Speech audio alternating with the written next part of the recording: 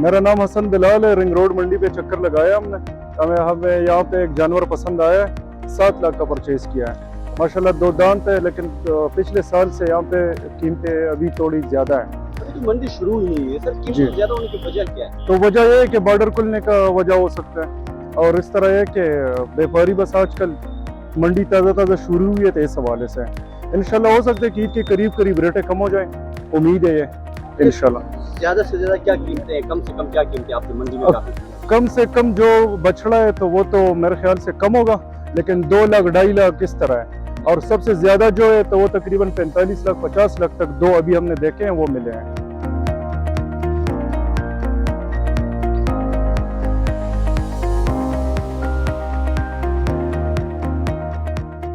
जो बैल का सबसे महंगा जो जोड़ा है आपके पास है मंडी में, क्या खुसूसियत है, कहाँ से लेके आए, कीमत बताइएगा। ये मैं पंजाब से लाया हूँ। एक 3-4 महीने मेरे साथ इसका हो गए, ये मेरा साथ है। ये कल भी रोज़ 10 किलो इसको कल देते हैं दोनों को, और ये 20 किलो दूध पीता है। इसको बहुत सरसों के तेल का मालिश करते हैं। इसको बिल हम साल के लिए तैयार करते हैं, ईद के दिनों के लिए।